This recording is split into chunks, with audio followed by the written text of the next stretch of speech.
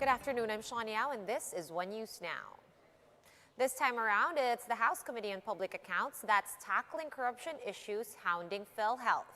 News 5's Ria Fernandez is in the heart of the action at the Batasang Pambansa in Quezon City, and she joins us live for the latest. Ria, what do PhilHealth officials have to say this time around that they're again back on the hot seat? Shawn, PhilHealth Chief Ricardo Morales denied once again the corruption allegations of resigned anti-fraud officer Thorson Kith against the agency. But he admitted that anomalies have been a perennial problem in the institution, which his administration is trying to address. For Morales, reforms and not dissolution of the agency is the answer to this. But for House Public Accounts Chairperson Mike Defensor, this will not help as long as PhilHealth continues its all-case rate policy that started in 2013. Under the system, PhilHealth pays the hospital the whole package per illness, even if the amount of medical services availed by the patients is lower. Looking at the PhilHealth data, Defensor said there appears to be a pneumonia outbreak last 2017 as claims under this case rose to 700,000, amounting to over 10 billion pesos. Defensor said by the looks of it, claims for COVID-19 will also use the same scheme if PhilHealth does not do anything about it. Morales admitted that overpayments are left to the hospitals to sort out, but he said such practice is in line with the implementation of the Universal Healthcare Law. Despite this, Defensor is firm with his position that the all-case rate policy is the root of corruption in PhilHealth. Shawn, in an ambush interview, Speaker Alan Cayetano said that he wants the Congress to thoroughly deliberate on the allegations of corruption against PhilHealth to get to the bottom of it. Shawn?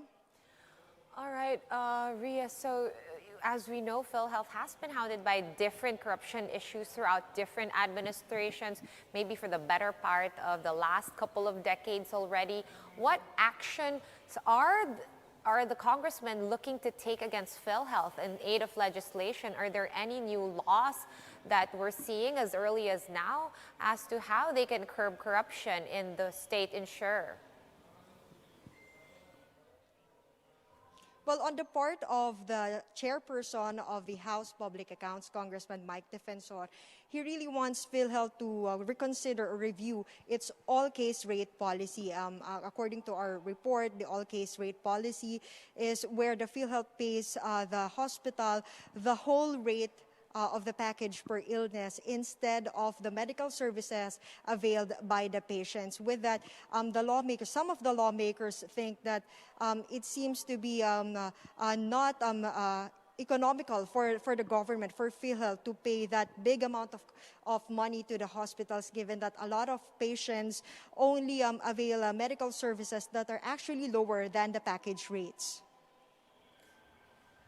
All right, Ria, with regard to PhilHealth officials within PhilHealth, are they already putting forward any new measures to try to curb corruption from within their own agency? PhilHealth President Ricardo Morales, for one, said that they are really into stepping up their system by acquiring information technology, computerization of their whole records system, so that it will be easy for them to detect any fraudulent activities. But then for Congressman Defensor, it will still not help so long as the all-case rate policy is still in place.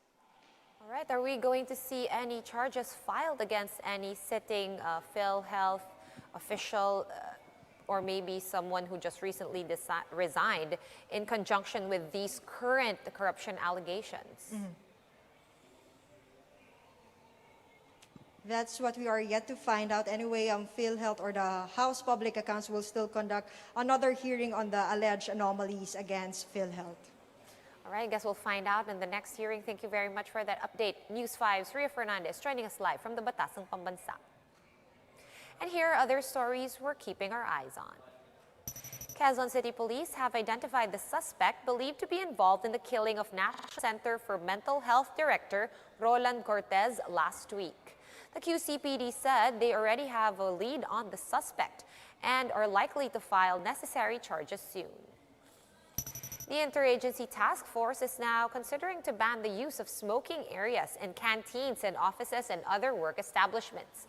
Interior Secretary Ed Año says this move seeks to help reduce local transmission in workplaces after the series of spikes in new cases in the past few days.